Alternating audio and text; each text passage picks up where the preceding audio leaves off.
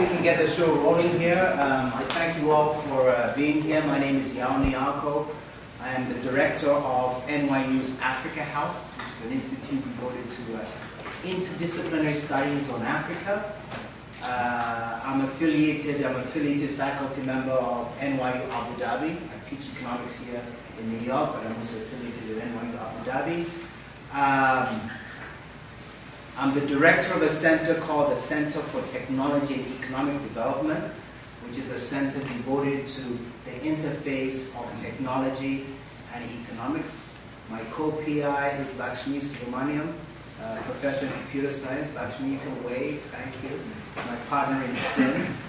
And CTED, as we call it, what it does is sponsor students. So we have some of our students in the back there, Nicole, Klaus, anybody else, maybe a few others, doing research projects, okay? So we have a team that went out to Ethiopia to do solar panels.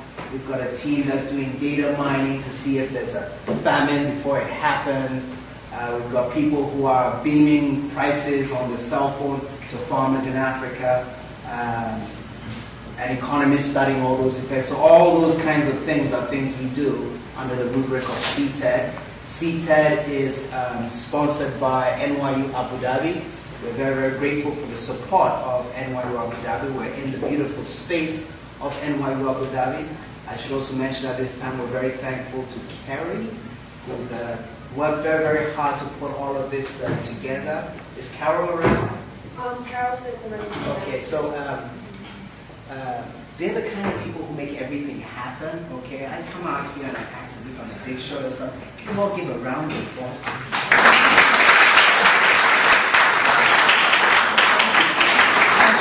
And Carol too, okay? Okay. So, as I said, CTED, we're on the interface of technology and economic development. And today's talk is actually going to be something related to that. It's definitely economic development. It's definitely here helping people in poor areas. And it's actually a very, very fascinating thing that is happening on the ground. And you're going to hear a lot about it from a very wonderful person. And somebody who, I got to tell you, every now and then I feel a little bit embarrassed to say all of this, but I don't want to put her on the spot. But this person I'm about to introduce was an undergraduate student, and I was a lofty PhD student. Okay, we were both at Cornell together. She was a good friend. I was in the economics department. She was an undergraduate there. She completed her work, continued to get a PhD at Stanford University in agricultural economics. And while all of us were doing this, hard, nitty-gritty, technical stuff, she went out there and she was just blossoming. Okay, a PhD won a major dissertation award. From there, she went to work at IFPRI, International Food Policy Research Institute. She became a senior person at the World Bank. And then decided she wanted to go back to Ethiopia and do good. Okay?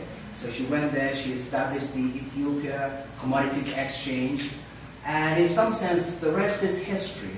She's been winning prizes in her native Ethiopia, Best Person, African Best Businesswoman Award. If you Google her, you will see her, TED, BBC, public radio, and I went to school with this woman, okay, and she's just famous.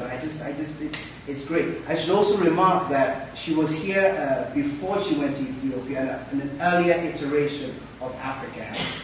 So Africa House at that time was a small seminar. It was in all the way at 269 Mercer Street at that time. So she actually came there to give a talk. At that time, she was talking about these great, big dreams she had. Little did we know that she was actually going to achieve them all. And as if all of that wasn't enough, okay? I'm in Ghana with my 12-year-old son. And like a father, I'm trying to act as if I'm a real serious person. And here comes Eleni. She had just had a big meeting with Kofi Annan at the UN, something, I think, African Green Revolution. She's trotting along with World Bank rep and everything. And my son was just completely amazed. So yesterday when I was telling him that Eleni is going to be, oh, Eleni, I have never heard. Anyway, all of that is to say we have a wonderful speaker here today, a very famous person, somebody who's been getting a lot of credit in the media, very, very well-deserved credit. And at the bottom of all of this, the core of all of this, she's doing wonderful work, okay? Work, tying farmers with modern technology, with modern financial instruments, exactly what we as researchers should be doing. That's why I'm talking to my graduate students now who are going to be doing wonderful work in the future. This is actually what research is all about. This is what universities are supposed to be about. Come up with the great theories and actually implement them on the ground. So, without further ado, I'd like to bring up here somebody who's achieved all these great things, Dr. Eleni Gabre-Madhin. Hi everybody, nice to see you. I actually came here exactly 10 years ago. It was right after 9/11, 2001, and so I think a lot has happened in the last decade. As my extremely good friend and big brother Yaos told you, many things have happened in my life, in my career, but also here, and what is it, CTED? CTED, and we've gone Abu Dhabi, and we're in this very fancy building compared to where we were last time, so it's good to be back.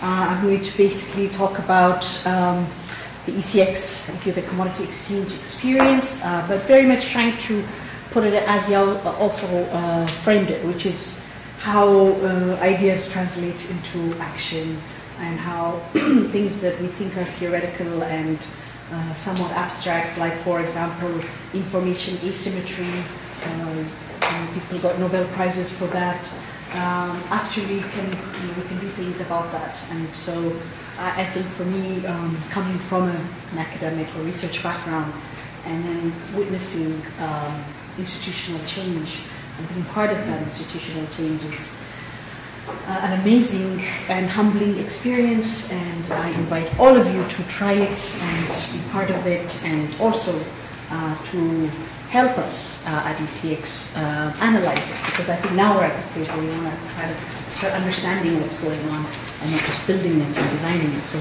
particularly to the graduate students among you, we actually take a lot of people on as collaborators, joint researchers, interns, and actually there's a lot of energy at ECX that comes from people like yourselves. So there have been a few people from Harvard Business School and Harvard Economics, Ruttenberg University, I think some people from Berkeley are going to be coming soon. So welcome NYU. We hope to see you in Addis Ababa one of these days. So basically I am going to speak for about 40 minutes. If I go on for much longer, start waving your arms or fall asleep or something, so I know it's time to stop so we can have some time for discussion. But basically I'm going to be talking about making of a market and try to weave a story that is hopefully coherent about how all of this happened. But I think it's good to start with the very basic idea, which is that timing is everything. So in some sense, this is Africa's time. This is Ethiopia's moment. We've had now 7 years consecutive double-digit growth in Ethiopia. And so when this idea was initiated in 2006, it really was the right time. It was an idea whose time had come. The country was looking at how to grow more, but in the process of growing more, how to avoid market collapses that we've seen in years past. So you sort of expand out production, and then you find that absorptive capacity of the economy is low, or that we can't, sort of figure out the distribution system, and then everything sort of gets arrested in terms of the green revolution or the technology frontier. So all of these things really came about pretty much, I would say, at the right time. So why ECX? It wasn't, people like to say, wow, now, a lot of people are coming to the exchange.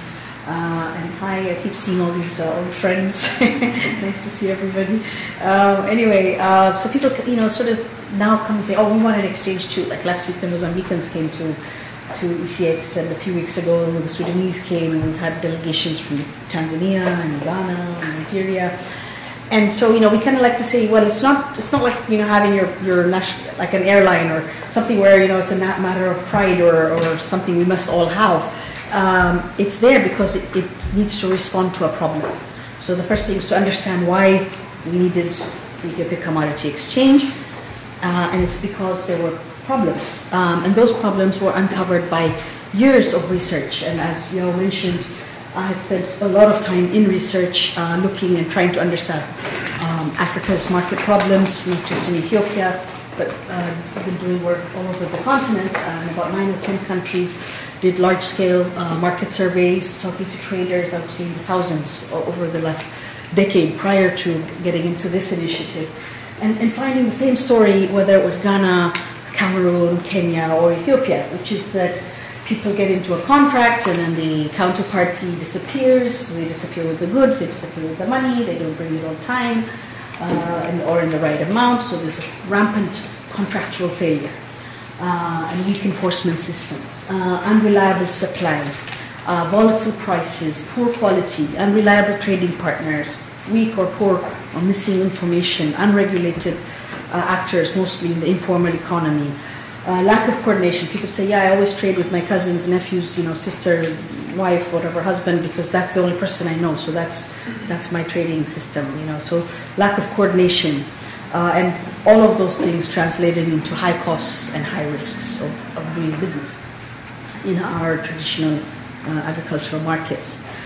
So what we were looking for is a market solution based on, this is not setting up a marketing board that would set prices and intervene and buy up surpluses. And so this is not returning to the 1960s marketing boards era, but within the rubric of free market principles. People can buy and sell to whoever they want at whatever price, whenever, but creating an institution that could address those problems that I referred to. Creating a more reliable way to connect buyers and sellers, an efficient way to discover market prices, which is, of course, the key issue, a way to level the playing field by providing information to all sides of the market, so addressing the information asymmetry, empowering the small actor, particularly the farmer, incentivizing better quality, and eliminating contract risk, and, of course, even looking at price risk, which is the other side of risk. So I'm going to basically try to frame how we can look at the making of this market, and I'm calling it a tale of triangles.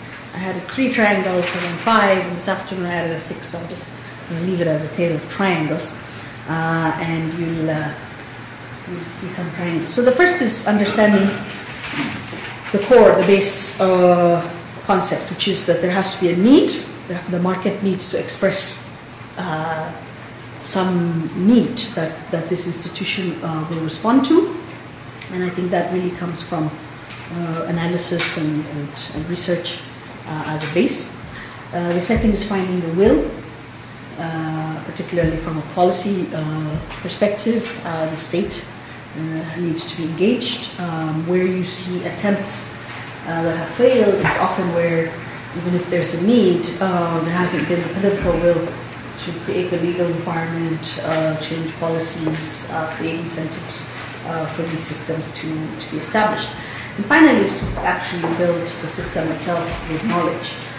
So these 3, I think, are the partners. So if you will, in some sense, the need would be the private business community. The will is the political or policy environment. But those 2 are not enough. So we needed to have a knowledge provider. So when I first came in, I was working with IFPRI in Ethiopia, and we put together a project team that had lawyers and bankers and business people and economists and so on, and IT people, and it really brought a knowledge base that was very, very strong to all of this. So I think sometimes we might think that that's the forgotten part of the triangle, but very important. The second triangle I would like to talk about is what I call the 3 I's of market development. In fact, I have a book in draft on this concept, which is that when we think of building markets and putting together market institutions, or let's say, people often say, well, it's the some years ago, the famous thing was getting prices right. If you remember the sort of structural adjustment agenda, and that was really all about incentives. Get prices right, get governments out of this business, get the macro environment right, the tax climate right, and so on. So really focusing almost exclusively on incentives. In 2001, I remember when Ethiopia's prices were collapsing because of a surplus production. I had flown to Addis Ababa from Washington while I was still working at IFPRI, and then sort of tried to advise the government on what should be done. And then I came back and happened to bump into Norman Borlaug, the father of the Green Revolution. He was at IFPRI. And I asked him, I said, how did Asia do it? How did you do it in India? How did you do it in Asia? Because, you know, the Ethiopians have just, you know, been expanding production like mad, and now prices are collapsing. And he looked at me and said, roads, it's all about roads, just build roads. So that's kind of commonly what we think about when we talk about markets, is that market access is about more roads, infrastructure. So if it's not incentives, it's about roads, it's about infrastructure, telecom, and roads.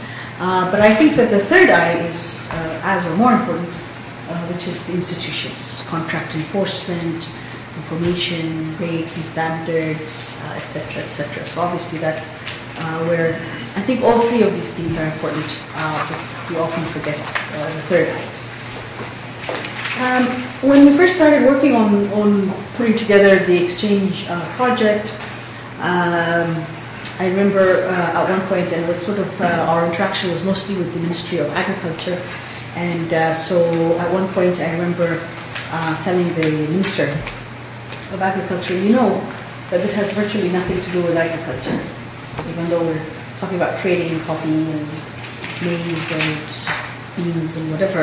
It has actually virtually nothing to do with agriculture. What it actually has to do with is the legal, infrastructure or environment, the financial system, and technology that will power all of this. So what we trade can be stocks, can be instruments, it can be derivatives, it can be rubber bands, it can be coffee, it doesn't really matter. What really matters is to get these three things right. And we have to, and so, you know, so in some sense it turns out that, you know, our main interlocutor wasn't the Ministry of Agriculture, but was the National Bank of Ethiopia, the central bank, because banking policies had to be amended. It was the fact that we had to put into place new laws. So 2 new laws got drafted, and many existing laws had to be amended to accommodate the establishment of the commodity exchange. And of course technology is our biggest partner. The Telecom Corporation in our country, which is a fairly weak institution, became our biggest challenge because at the end of the day everything is powered by technology, as I was alluding to. So now I want to talk a little bit about ECX, maybe a lot about ECX as an actual institution. Our dream was to build a world-class institution, signaling Ethiopia's entry into the modern global arena, market arena, and to achieve something which we call the new Ethiopia, which was not just the fact that we were creating an exchange, but how we were going to go about it, with passion, with a sense of innovation, top professionalism, and a commitment to excellence. So how we did it is probably as important as what we did. The vision that we laid out was to transform the Ethiopian economy by becoming a global commodity market of choice, with a mission to connect all buyers and sellers in an efficient, reliable, and transparent market by harnessing innovation and technology, and based on continuous learning, fairness, and commitment to excellence. Sounds probably like many mission statements, I don't know. But the idea basically was to not go out and replicate the Chicago Board of Trade or the NYMEX or London or Tokyo or even India and China or South Africa, but really to do something that was appropriate and tailored to Ethiopia's country conditions. So we like to think about that what we've done is to try to create an Ethiopian exchange for Ethiopia rather than the South African exchange or the Chinese exchange for Ethiopia. So that meant that we did things that in the design of this exchange that don't look like other exchanges. So we deviated in many significant ways from the traditional exchange model. Not that there is a single exchange model, but certainly I think we did some things that are a bit unique. One is that we decided to start as a spot market and then transition to a futures market. So when we went to visit India, they said, why are you going to do that? You know, just go right into a futures exchange. That's what everybody else does, and that's what makes sense. And you know, you're going to muck around in the spot market, a physical cash market, and nobody ever does that on an exchange. We say, well, we can't really go straight to a futures market because our market is too disorganized, our traditional cash market. And so the two markets will not be aligned if we leave the cash market to its own devices in some sort of, you know, traditional format, and then try to create a very sophisticated, highly standardized futures trading platform. Then we will risk having a market that won't converge, because at the end of the day, in the period up to delivery, the spot price and the futures price on the delivery day of the futures should converge to the same. And so we visited the Chicago Board of Trade, talked to the chief economist, looked at what China had done, and really came back and said, you know, we have to start with the spot exchange. The funny thing is that in 2008, as we were starting our spot market, India decided to ban rice and wheat trading on the Indian futures exchanges for the reason that they felt, that the government felt, that the rice and wheat futures trading had become over-speculative, had overheated, and was completely out of alignment with the underlying cash market. So, in fact, a big commission was established. Professor Sen led a commission to look at what was happening with the Indian exchanges. And so, mid-2008, they came back with a statement that, or a report that the first recommendation was that India's futures exchanges should also have spot markets embedded into them. So a headline came out at that time on the internet that said India should maybe look at Ethiopia. So it's kind of funny thing how the world is connected that way. So spot and futures is one of our, I guess, uniqueness. The other is that despite the fact that technology is out there and we have that technology to build an entirely electronic trading system, we decided that we should have a physical trading floor. That was roughly the same time that New York was closing most of its trading floors. Chicago had already gone online, and many of the new exchanges, South Africa, India, China, were all starting purely as electronic exchanges. But we felt that the internet penetration in Ethiopia was simply too low, and that it would become a black box that would not be used by many actors, particularly small actors, if we went straight to an electronic system. So although we can and will go to online trading, we started with an open outcry. We started from the very beginning with a very strong commitment to the smallholder farmers and small actors, small traders. So when we designed the contracts to be traded on the exchange, we had low or very low volume lot sizes. So instead of a 1,000-ton contract or even a 100-ton contract, our contracts are 5 tons, 50 bags.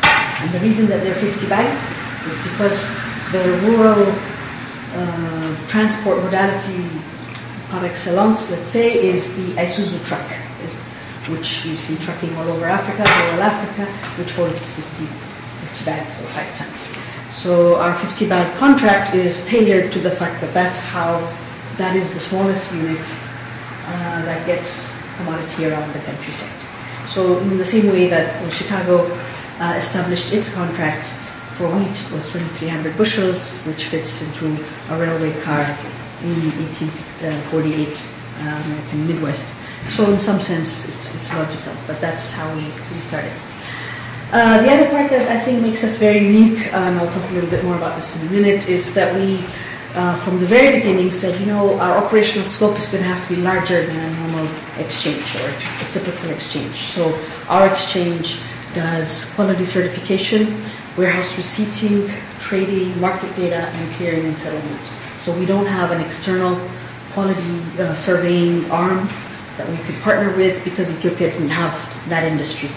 We don't have collateral management industry that we could rely on to issue warehouse receipts on our behalf. We hope these things will develop, and we're trying to catalyze their development, but they didn't exist as we started. So the exchange took on a much broader scope. Of course, trading and market data are core businesses to the exchange, but the last bit, clearing and settlement, again, in other countries you find that there are clearing corporations that do clearing and settlement on behalf of the exchange. In our case, this was not existing, so we went into that business as well.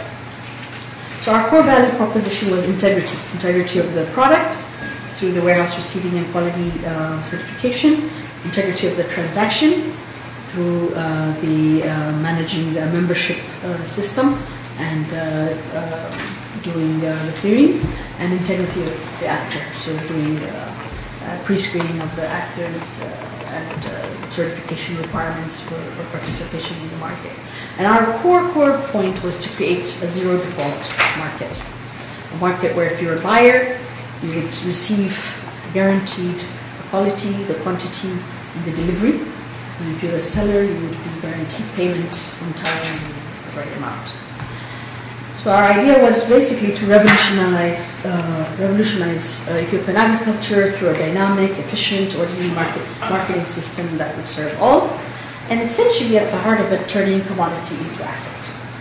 If you think about it, when you put money into the bank, you don't turn around and sort of wonder if your money is as good as anybody else's. It becomes a standard fungible asset. And the greatest asset we have in Africa, and in Ethiopia, of course, is our commodities. And yet they're so highly differentiated, hard to value, hard to lend against, and very much traded in a traditional way that we can't leverage that asset. So our idea was that if we can grade it, trade it in a standard way, store it in a known place, deliver it in a reliable system, it becomes as good as putting money in the bank. So sometimes when I talk to farmers, I have a slide that says turning a bag of maize into a bag of money, because that's at the end of the day what it's all about. And of course our concept is not new. This is a quick slide just to tell you that internationally the share of non-US exchanges is rising dramatically. Emerging markets are cropping up all over the world. This second graph is a graph of the growth of exchange trading in India. It's a little bit of an older slide. It ends in 2005. It's continued to grow. But what we don't see much of is exchanges in Africa. So with the exception of South Africa, which has a well-established exchange starting in 1996, following the liberalization of the economy. Really, elsewhere there hasn't been a significant growth of exchanges. There have been many attempts, and now there are a fresh new set of attempts. But there was an exchange in Zimbabwe, Zimbabwe, that was closed down abruptly in 2002 by Mugabe regime, I should say.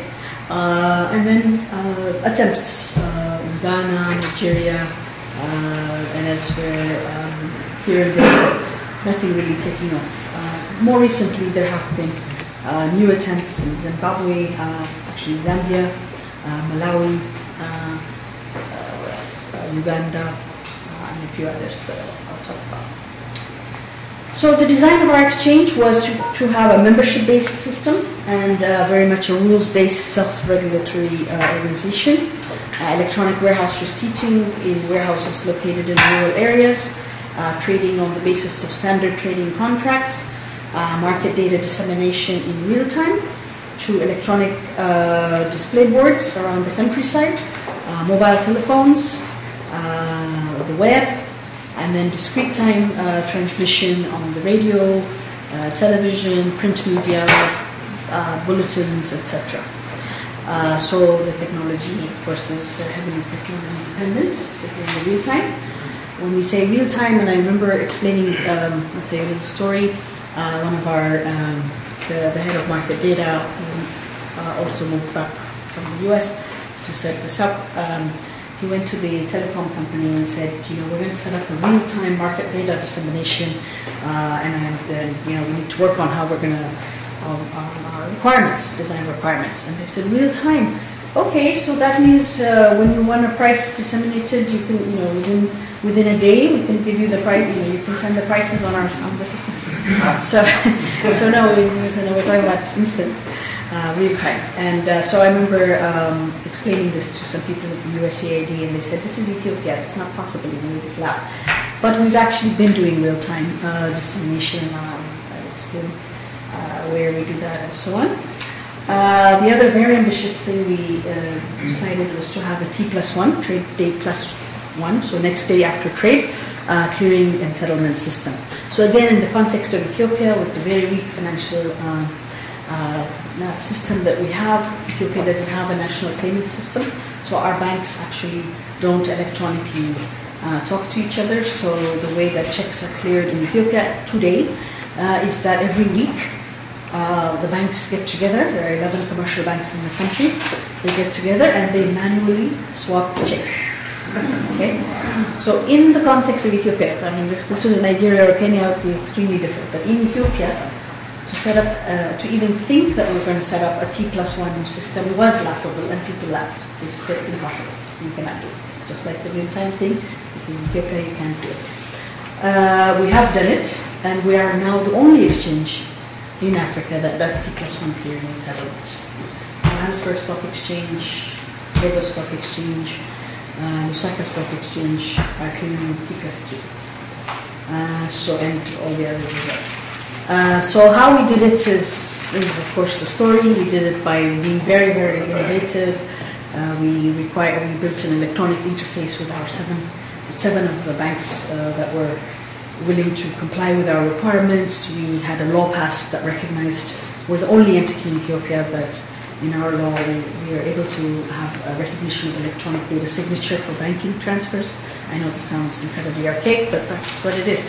And so we basically built a system that works with our country constraints. We also do compliance monitoring and market surveillance. So that's the design. The other aspect that's very important for you to understand is that when we created the exchange, we didn't just create the exchange. We created an ecosystem of institutions around the exchange that all hang together. So of course the exchange itself has the information, the trading system, an arbitration tribunal. We have the clearing and settlement that works in the central depository with the exchange warehouses doing the grade certification and the receipting. Exchange clearing banks, so all of this is still pretty much our system. But then we also developed members of the exchange. We set up the whole membership requirements, legal requirements, certification requirements, and alongside that created the National Exchange Actors Association, which if you're familiar with how stock exchanges work, you have NASD or NFA, National Futures Association for Commodity. So basically a professional association that went along with the system to safeguard the interests of the industry, to create a layer of self-regulation, professional certification, and so on. All of this is completely unheard of and very new to Ethiopia, so the idea that there would be not only an exchange but a powerful, empowered Exchange Actors Association that would work alongside us as a partner was a very important part of what we were setting up.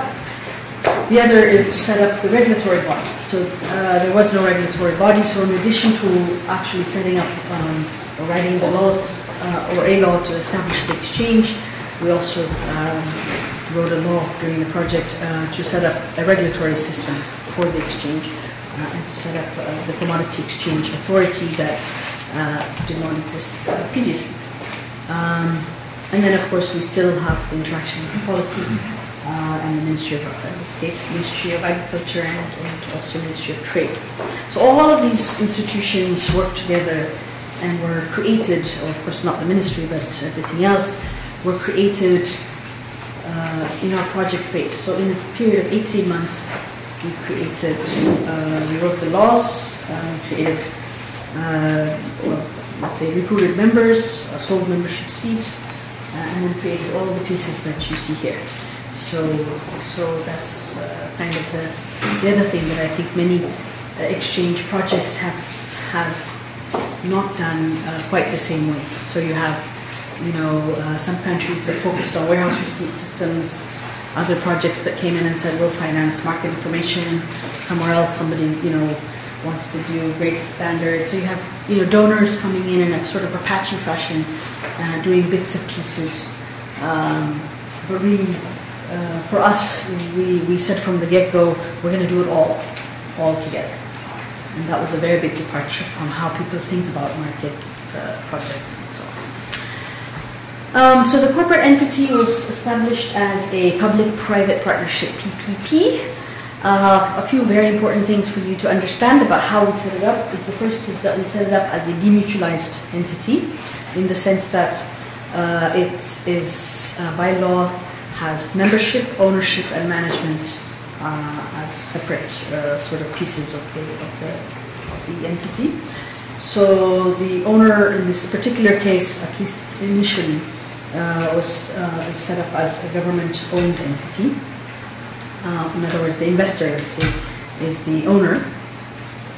But the private stakeholding is that the entity sells permanent exclusive trading rights that can be freely transferred or sold, membership seats to the private trading community.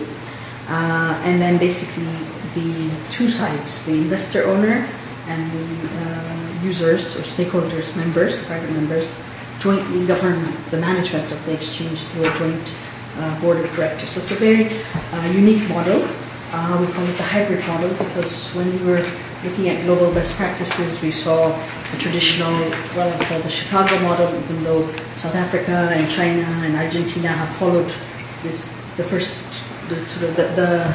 Chicago model, which is that the exchanges were set up on a mutual basis. So the exchanges were set up as entities owned by the trading members who were using the exchanges. They were set up on a non-profit basis. And over time, basically sort of faced an inherent conflict of interest because the owners of the exchange were also the trading members who may or may not be interested in the interests of the market as much as their own personal business interests. So for that reason, over the, I'd say, the 1990s, early 2000s, we saw a push to demutualized exchanges cropping up. India took a very firm stance in 2002, passing a law that basically required that the new exchanges would have to be demutualized. So the demutualization basically meant that the investors would be separate from the members who traded on the exchange, and those investors would be basically using or investing on a for-profit basis. So you either have for-profit demutualized exchanges or non-profit mutual exchanges. And so we decided that we liked the non-profit concept. It kept the fees low, which has a social benefit. But at the same time, we liked the concept of demutualization because it kept the interests of the market or the corporate entity, the interests of the entity, separate from the interests of the members who are using it. So the members of the exchange obviously are become members for profit reasons. They have every reason to join as a member. They buy membership seats. They set up brokerage desks, and they obviously are in it for the profit. In this particular case, the investor is a social-minded investor who is not interested in the entity for profit basis, but because it's useful or welfare enhancing to the Ethiopian economy or the Ethiopian society. Where all this hangs is what happens with earnings and capital injection. So we were very careful to impose a requirement that the social planning owner, let's say the government in this case, who is not interested in investing on a profit basis, should not receive any dividends from the entity. So if even on a non-profit basis, if the exchange, even keeping fees low, if it's aggressive and if it keeps expanding the scope of business, it will generate net earnings, and when it generates net earnings, they should be plowed back into the entity itself. So it should not pay out dividends to the treasury. Because if it does, then that starts to misalign the interests. Because then it becomes subject to control by the owner who wants to, generate profit for itself or whatever. So that's one way that we try to protect this model, because it is a very unusual model, and a lot of people have been looking at this model.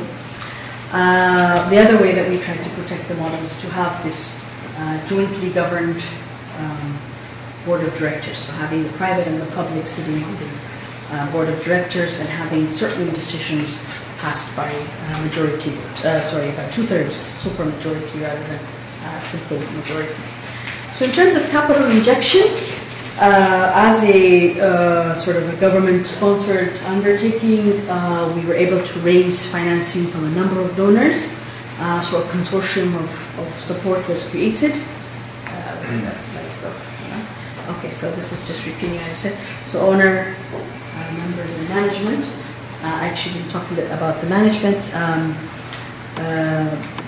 Also by law, as I mentioned, the management has to be separate from the owners or the members, which means that the management of the exchange is a purely professional, commercial oriented management that reports to the board of directors. That's neither appointed by the government nor can be drawn from the trading community. So it's really appointed by the board and reports to the board, accountable to the board. Going back to the capital injection I was referring to, a number of external financing partners, as well as the government of Ethiopia and the members themselves formed part of the capital injection. So for different aspects of the establishment, we see a role played by USAID, Canadian CEDA, the World Bank, UNDP, World Food Program, European Union, Government of Ethiopia, which together constitutes $29.6 million of capital financing commitment, of which less than 8% is by the government of Ethiopia, and the remainder is by external partners, with sort of significant participation by the World Bank and the United Nations Development Program and the European Union. Actually, I mixed up the numbers. UNDP is 8.7 million, and World Bank is 8 million. Typo there. But anyway, and then we sold membership seats to the private members of the private sector for a total of $3 million. So together, that's $32.6 million capital injection, which is not a small amount, obviously. So this is just to give you an order of magnitude of the undertaking. I should say on that on the membership seat sales, when we started, we sold 100 membership seats for the founding members of the exchange at a fixed price of $5,000. And it took us about a year to convince people that this was a good thing, that they should come in and sell and buy seats. 18 months after we started, we had such a tremendous pressure of people wanting to use the exchange and come in as members. We issued another 115 seats, which we auctioned. The sealed bid auction. And the seat price, the average seat price in December 2009, 18 months after the launch, was 4.2 times, quadruple the initial offer price. The maximum bid price was 62 times, 62 times the offer price. So for us, there's no other figure more important than the one I just gave you, which for us is the report card of the value add of the exchange. Is that people who initially didn't really know what it was about, obviously just sort of took it on as an experiment, but once they started using it, and we still have huge demand for seats. So the maximum bid price, and it was big front page news in Ethiopia in December 2009, was 3.3 million birr compared to the 50,000 birr but we had offered it a year and a half before. 3.3 million birr in December 2009 is about $210,000. To give you some perspective, a seat in Chicago was $627,000 then. So just again to give you some perspective of the magnitude and the very quick rise of interest in the exchange. So I think I've already talked about the idea that we really tried to have an integrated model, and we basically created in-house a technology solution that would capture all of these pieces. So that's the most important thing that I think on the technology side is important for some of you guys on the CTED program, is to look at the fact that we basically, because we couldn't find any technology solution, any technology application that existed worldwide for the model of the exchange that we had, where we were going to do quality certification ourselves. It was a spot exchange. We had many small actors. We wanted to integrate the clearing and settlement into the solution, do market surveillance. All of that we decided to build ourselves. And so we actually have a very unique solution technology suite that integrates all of the pieces of our very holistic and broad operational model. So my final triangle is about alignment. So as you have seen, we created a system, technology system that was very highly sophisticated, that had lots of bells and whistles. We built it in-house with an Ethiopian IT team. Alongside that, we created business processes, rules. We have rules of the exchange that we have approved by our regulator. We regularly amend the rules, update the rules, and have lots and lots of business processes that go along with that. And we thought that those two things were the most important, most challenging thing that we were going to do in building this market. But actually, our biggest challenge was integrating and aligning people into the systems and processes that we created. And to make this a little bit real, let me tell you a quick anecdote. So once at our warehouse, where is Rivka? There's Rivka from our IT team. She moved back to New York, but she was there when we were building all of this. So maybe Rivka remembers this story. But yes, so our IT people, try to understand how the business would work. A truck drives up to the warehouse. There's a data entry assistant, sort of the first interface with the client. So they take the information about the deposit, so license plate number, the ID number of the driver who just brought it in, the name of the farmer who owns the coffee or the sesame or whatever. And then all that is entered into the system, and then a sample is drawn, and there's a random number generated, a code to assign the sample to the grader, so that we don't have any fraud on the grading, because obviously that's a big problem otherwise. And then there's a decoder. So all this very many steps, I think 7 or 8 steps, happen at every warehouse site. So one time a client came, showed up at the window, and said, I'm here to make a deposit. The assistant looks up and says, okay, starts typing in the name and says, what's your license plate number? And the person says, I don't have a license plate. And the assistant says, but I have to enter in a license plate number, because that's how we go draw the sample. We have to know which truck to go to, so we have to enter that in, and it's a required field. So the man says, well, I don't have a license plate. I can't give you a license plate number. And so she says, well, why not? And he says, because I brought my coffee in on donkey. So, how do you override the system? So this is, a small example of the many, many things we had to adjust and readjust. And, another story quickly is the very first deposit. After setting up the standard lots as 50 bags, 5 tons, so they have to be 50 times 100 kilogram bags. And so we had radio programs to explain this. We had training workshops, awareness creation, all sorts of things, and explaining why it's 50 bags, and everybody agreed, the traders agreed, the farmers agreed, yes, this all makes sense.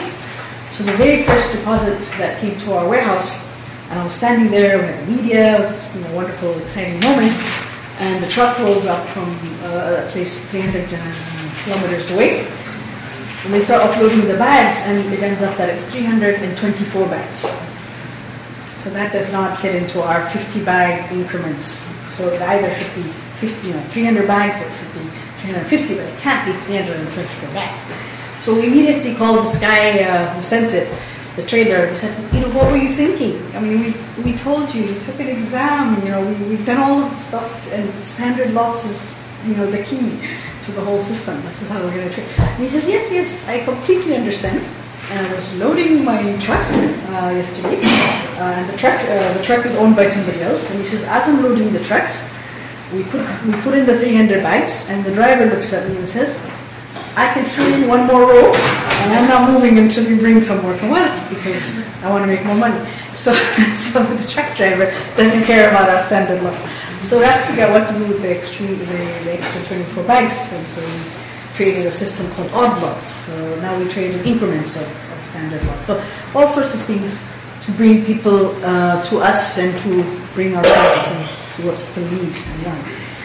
So basically, in the past, now it's more than 1,000 days, we're almost at 3 years in April, end of April. But in 1,000 days from the very first day of trading, April 24, where we are today is that we have 450 members, which are backed by 7,200 clients that are under the trading as clients of these members, with participation, 12% membership participation by cooperative unions, representing 2.4 million farmers. We've traded 595,000 tons of commodity, $1.4 billion, 69,500 transactions, warehousing in 16 sites, about 2.7, actually probably more now, million bags a year. Clearing also annually, this is data from last year, 7,000 pay-ins from the buyers, 12,796 payouts to the sellers, which have all been settled by 11 a.m. the next day. In terms of market data, we transmit prices in 2 seconds to 31 rural ticker boards and to our website. I should also mention, well, for the website, we get about 2,000 hits a day. We're currently the second most visited link on Reuters Africa after SAFEX, South African Financial Exchange. We introduced in January a new system called IVR, Interactive Voice Response, which is where anybody can call in on a toll-free number and get a menu to access whatever prices they want. So when we were looking at this system, we basically had seen that Kenya had introduced something like this about 8 years ago, getting about 5,000 calls a day. In the first 2 months after we launched our system, we have been getting 20,000 calls a day, which is during the trading hours more than 2,000 calls an hour. So, and more than 40%, about 45% are from the rural areas. So here's a possible research topic for some of you. We have thousands and thousands and thousands of lines of data about where those calls are coming in from, where we can identify who those people are, and we can time when we know what time they call in. So that will be interesting to see how that's affecting commercial behavior. But what we know for sure is that a lot of them are people in rural areas, and they're calling in during the trading hours. Because basically that information is valuable. We also have set up an SMS system where we currently have 156,000 subscribers that get commodity price updates in real time. So that's the market data side. And we basically over this period have achieved zero payment and zero delivery default performance, zero trading order entry error, and zero system downware. So our trade has never not happened because our system was down, or we've never gone to manual because our system was down. So obviously to achieve that in the context of Ethiopia with our weak infrastructure, as I already mentioned, meant that we had to be create a system of redundancy. We have three-way redundancy on all of our network solutions, and obviously many integration testing scenarios. I can tell us all the stories of how we basically really tried to reduce any incidents where error would persist. Of course, error happens, but it's catching it before it becomes the default. That's the key. So now we're really looking, as we sort of look forward, because we haven't really stopped designing this exchange. So we are now in the process. In fact, I've just rolled out warehouse receipt financing with some partnership with the IFC, International Finance Corporation. So we're now basically have created an interface with the banks where somebody can deposit commodity in our warehouse, go to the bank branch in the same location, have the bank pledge the warehouse receipt. So we basically, and then informs us, so our system will block it from getting traded through the period of the loan, 3-month loan, 6-month loan. And then when the depositor is going to repay back the loan, they will unpledge it, inform the bank tells us. So it's all done electronically in an automated way, and it works. So then we repay back the bank, so the bank has virtually no repayment risk. They have still, of course, market risk, but that's something that we're also helping them manage.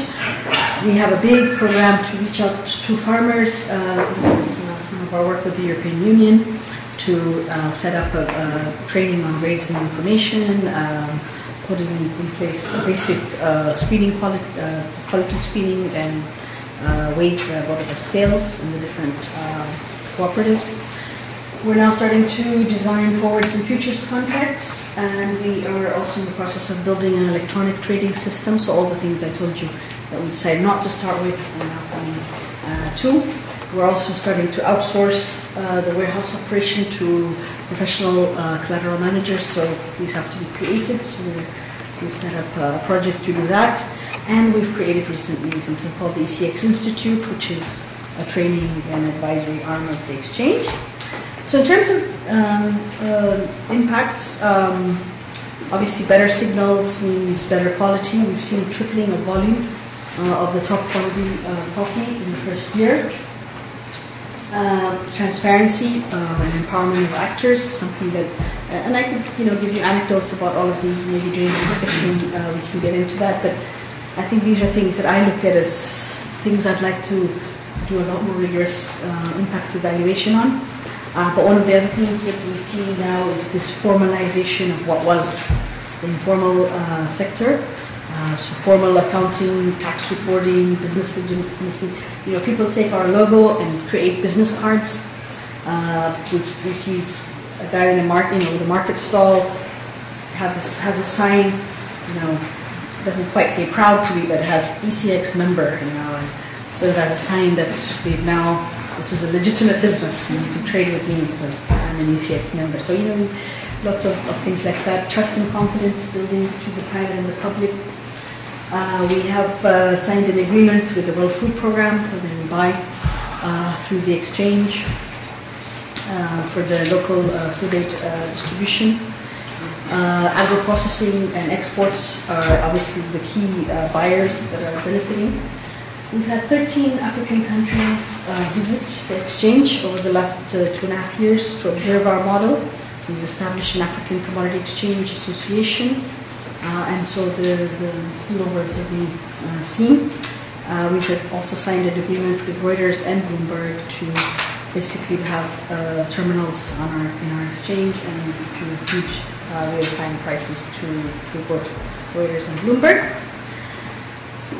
This is a quote which we used to use at the very beginning of our project days about change. There's nothing more difficult to take in hand, more perilous to conduct, or more uncertain of its success than to take the lead in the introduction of a new order of things.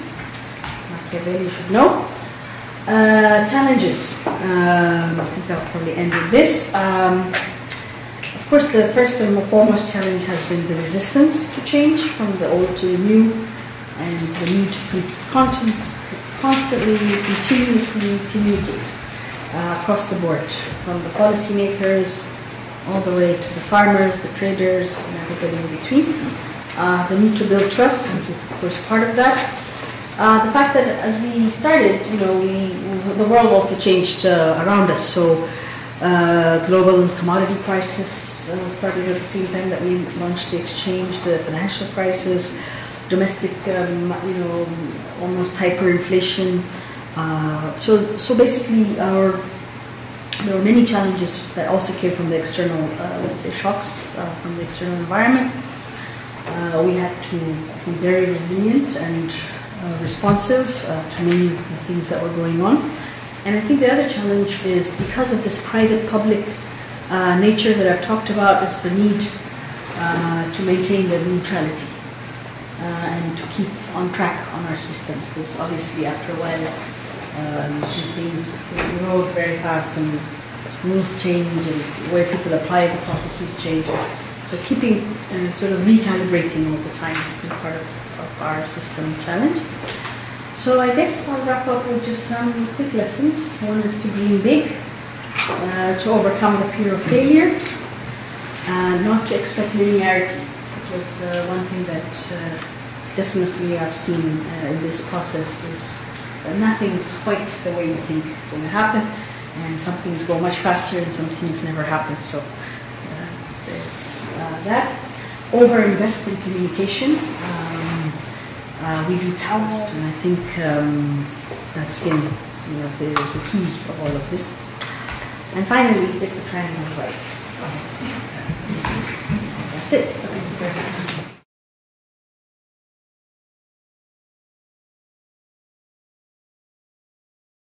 Yes, I was really absolutely fascinated by your talk. It's just, from here we are, academics. We teach a lot of this stuff to our students in courses on development economics, and to see it being applied in practice with such successful, tangible results is kind of mind-blowing, I have to say. I think you're on something absolutely golden here.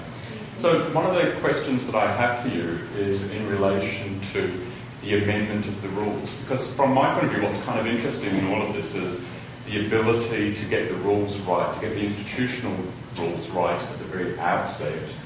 And of course, you're never going to get it perfect right away. And you talked about how there's modification along the way. I wonder if you could just talk to us, just mention to us what have been some of the significant adjustments that have had to be made along the way. You mentioned how there are always surprises, that the progress wasn't linear. I just wonder if you could just mention a couple of instances where you were shocked by how the market responded in ways that you didn't foresee, whether you were surprised either pleasantly or sort of disappointed with the kind of market response you saw.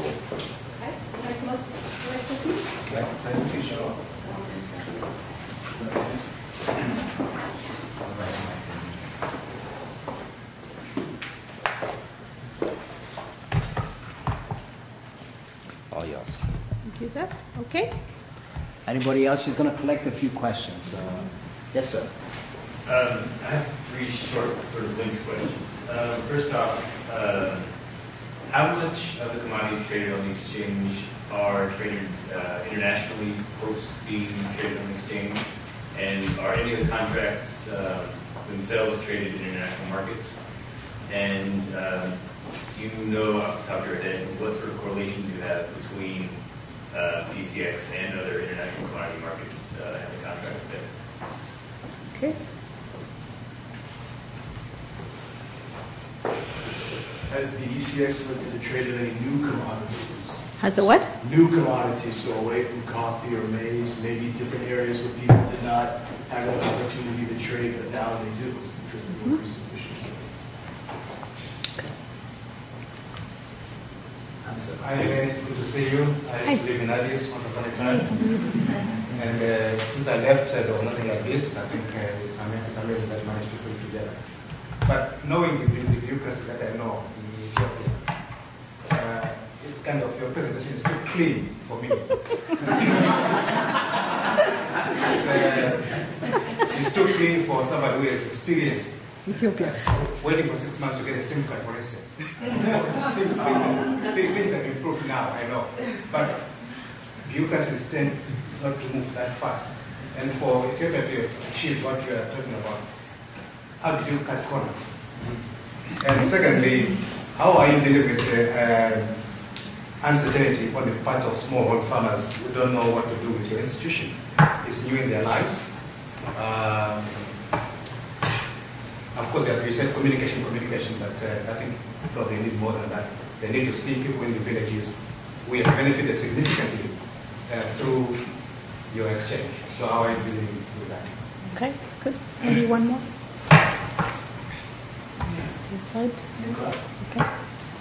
Yeah, sorry. I mean, it's great. I see like something very good moving forward.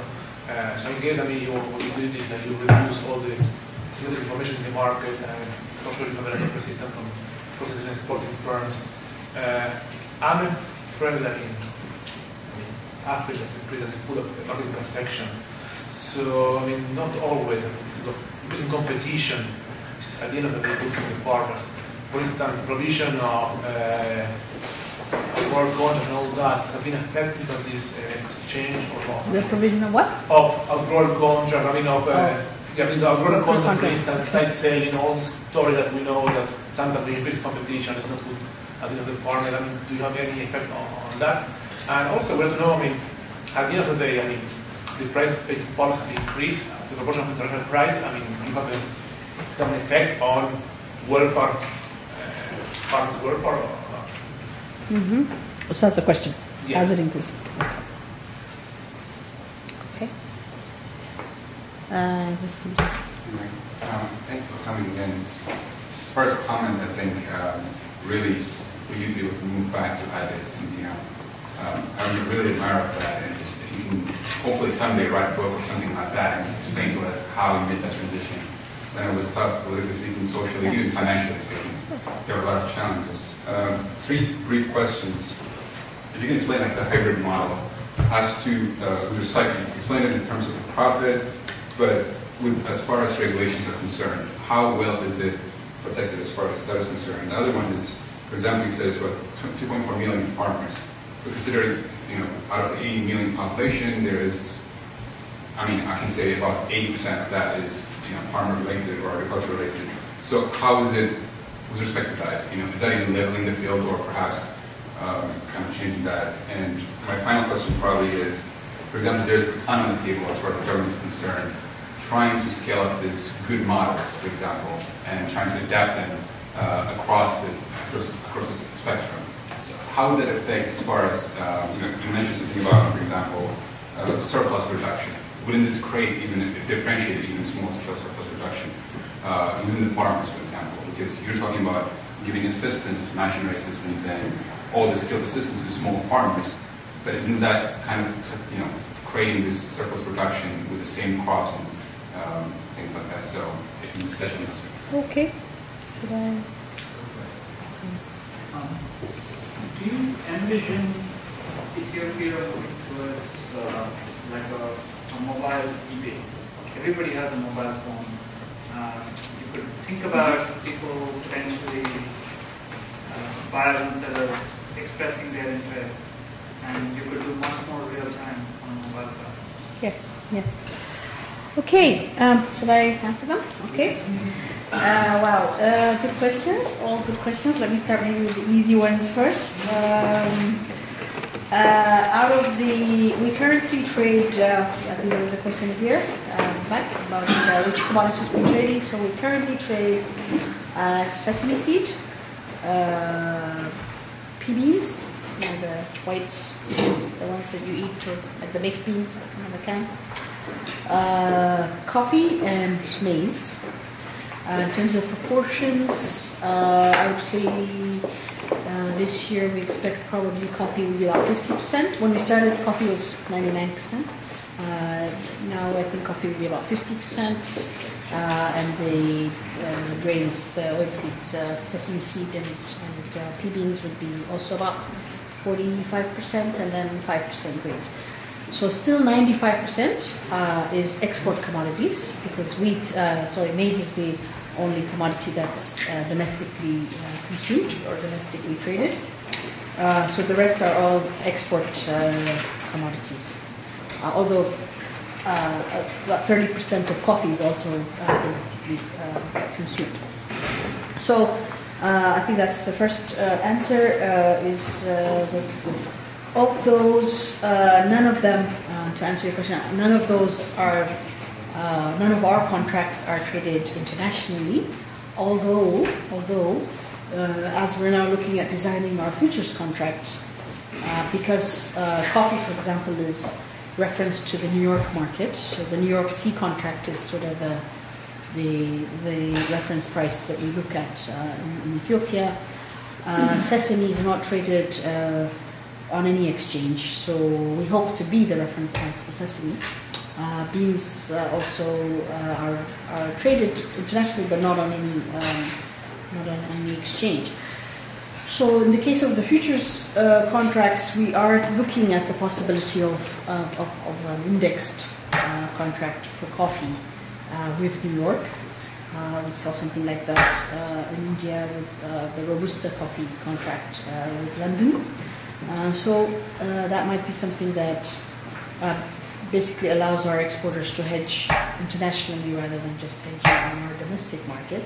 So that's something that I think we might see a little bit more of as we proceed on the futures trading. But for now, really, our market is purely a domestic market in the sense that it's a BUR local currency market, and the sellers are the domestic suppliers and the buyers are the domestic exporters.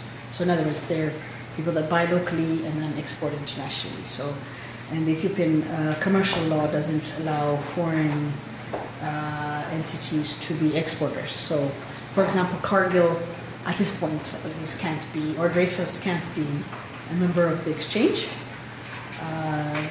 They can trade through a member, and probably they will over time.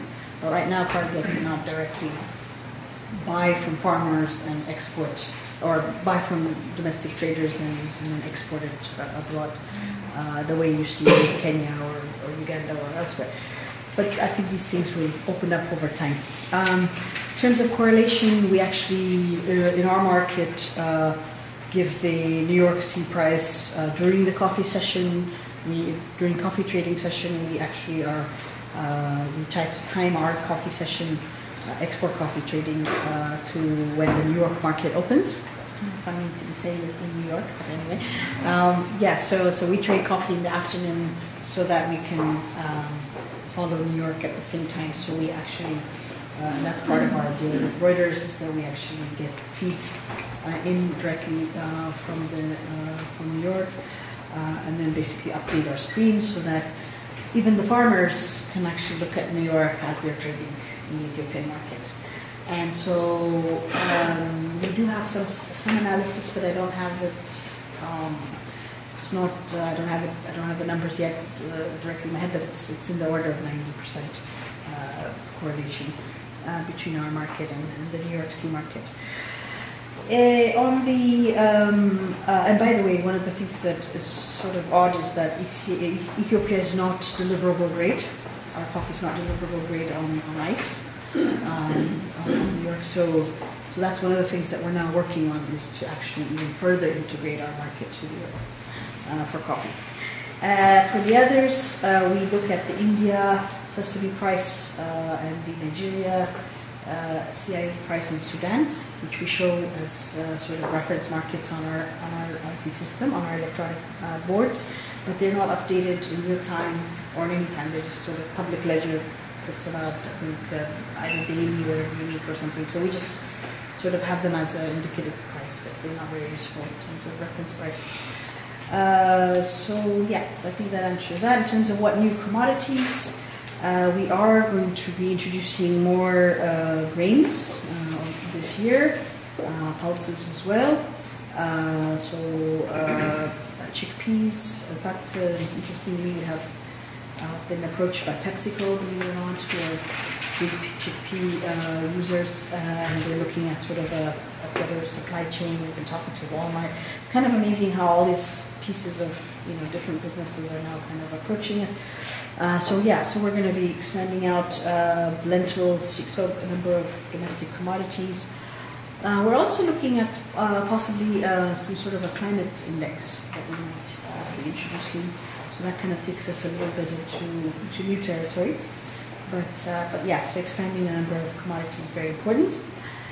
In terms of whether competition has been good or bad, I think the question, well, I think that the first thing to look at is that because of the fact that we are showing the domestic prices across the country, and because of the fact that we're not only showing the domestic price but also the global reference price, and everybody's getting that global reference price, what we've certainly seen over the last 2 years, and I think coffee is the best example, is that the share of the FOB price that is going to farmers has gone up dramatically. So it was in the order of 30%, 28%. It's now 78%. So that's a pretty big change, even if the absolute price doesn't change, the relative. So we have exporters that are not as happy with us, and farmers that are very happy with us. And since there's a lot more farmers than exporters, we're pretty happy, because that's exactly the idea. But at the same time, obviously New York prices have also, the world prices have also been going up. So the attribution, it's not only the relative price, but the absolute take-home has also been higher to farmers. Now the other thing is that transparency has a different impact. So it's not just better negotiation on the share of price, or let's say better integration with the domestic national market that we're seeing, but also the fact that, and maybe I'll give you the anecdote to try to explain it. When we started coffee trading, we created a very differentiated system of grading, talking to the market. We said, what makes sense, and how should we set up the grades and standards. So we did that together with the industry, with the buyers, the sellers, everybody in the room. So we set up a system with 9 grades of coffee, divided into regions of origin and then sub-baskets of specific districts where the coffee somehow tastes different from this district, from the other, even in the same region. So very highly differentiated. So instead of a single C contract like New York, with quality differentials for Colombia, Ecuador, we have many contracts. In fact, we have 226 distinct class grade combinations of coffee. So in the middle of all of that highly differentiated, even though it's standardized trading, it's still highly differentiated.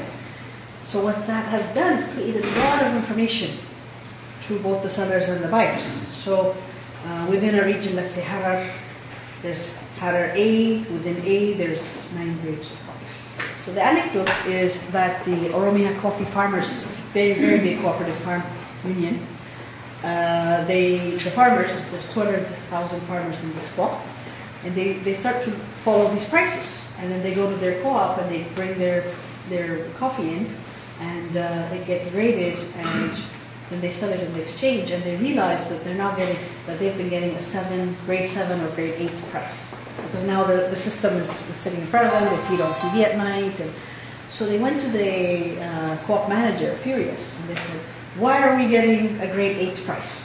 And in fact, the grade 2 price, which we can see on the screen, the ECX grade 2 price, is 70 to 80 different higher per bag.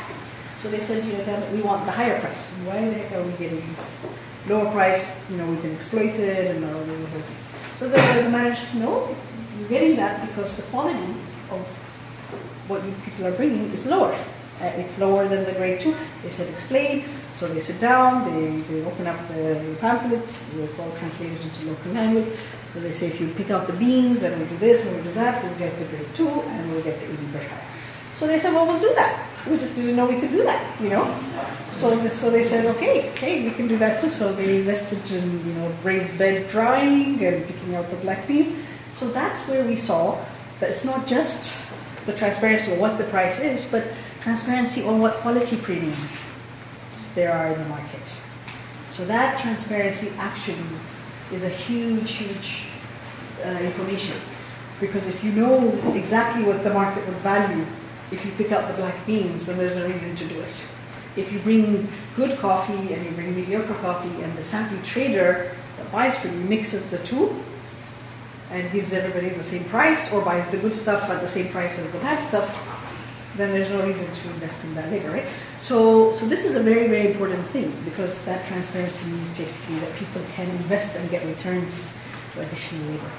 And so that's, I think, the key question. I'm not sure if I've answered your question about competition. I'm not sure what the answer is, but let me think about that.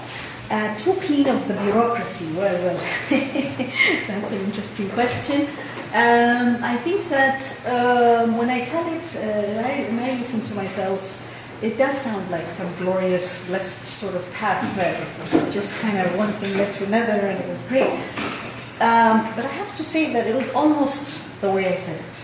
Of course, I have many more gray hairs than I did when I started, and it's been an awfully difficult thing, but it's almost the way I said it for a simple reason, which is that it got political commitment at the very highest level. So basically, in Ethiopia, the Prime Minister himself has decided that this is a good thing. And if we got to the Prime Minister decided that he would support it. And I remember having to explain to him, the graph with the law, the legal, financial, and technical. In fact, he was also another person I explained that to. I said, Your Excellency, this has nothing to do with agriculture. And I'm not even going to do this project until we understand that it's all about the other three things that we're talking about. And then he said, tell me what laws need to be changed,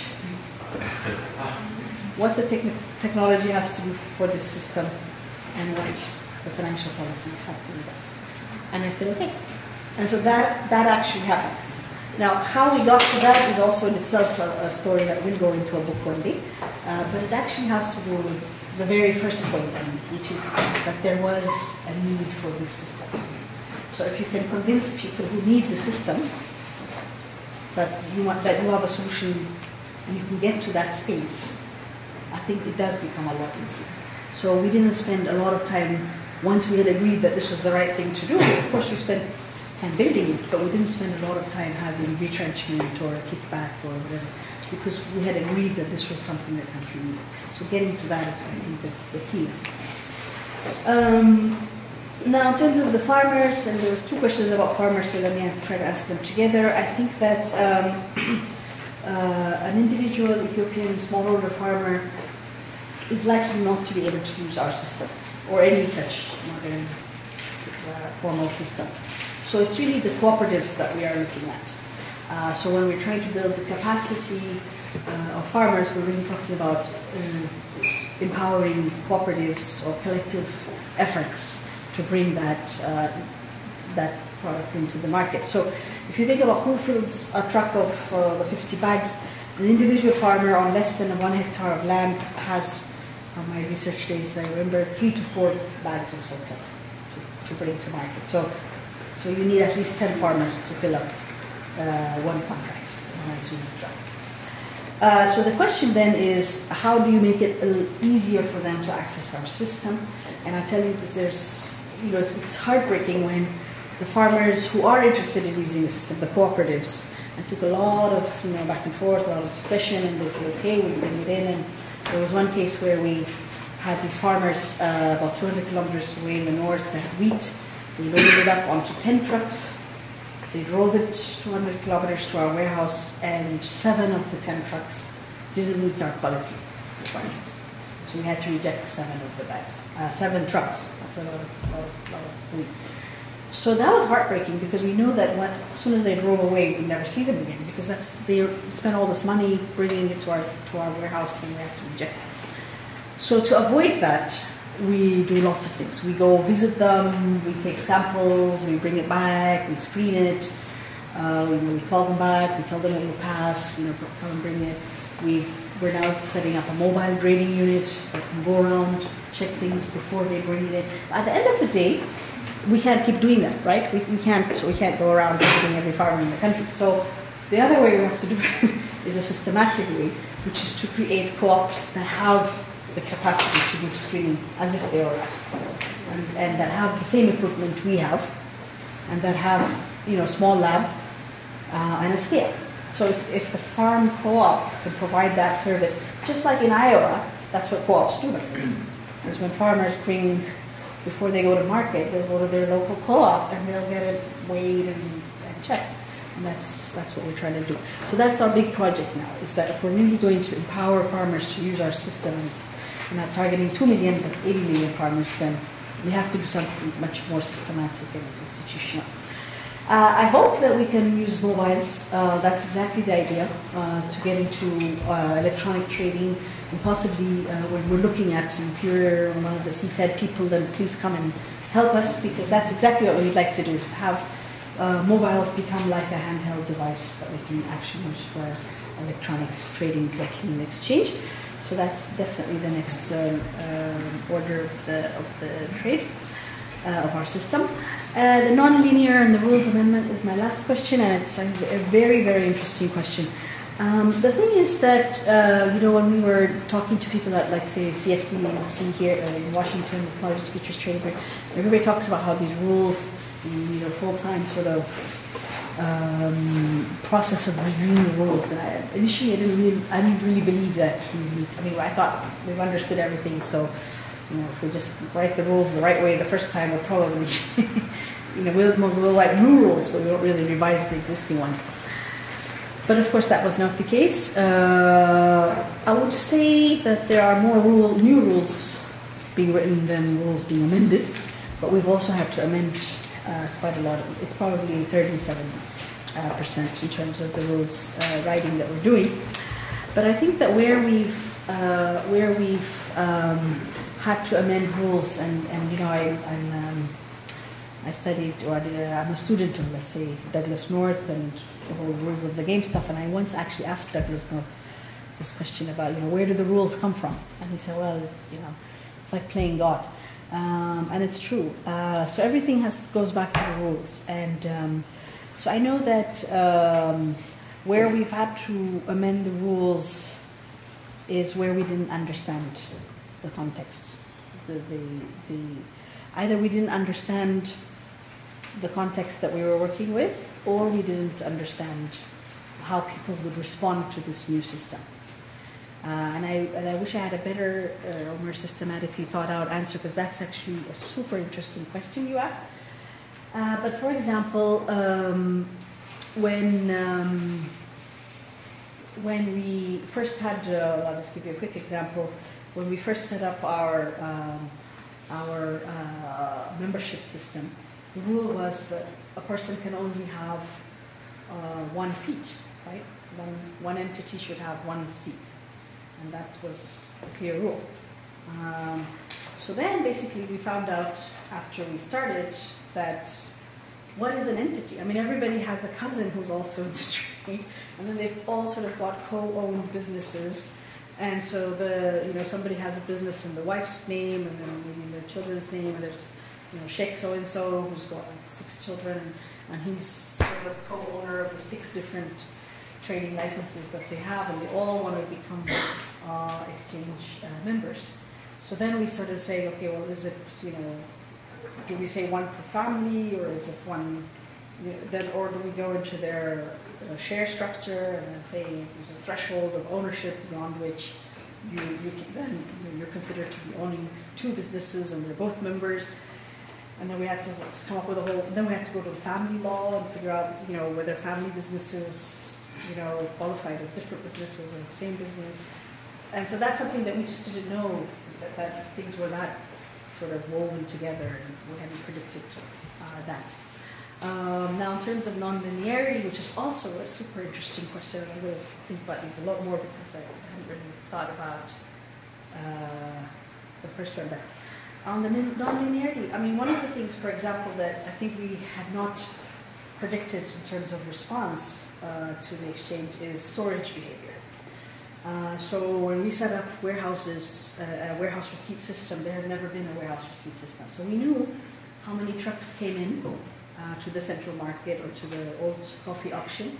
We had 3 years worth of data, price data and truck arrival data. So on that basis, we said this is the storage capacity that we'll need to respond to these arrivals. But since there had never been a warehouse system, we didn't predict whether people would bring it in and sell it right away, or whether they would keep it in for 60 days. And if they kept it in for 60 days, there would be more storage space.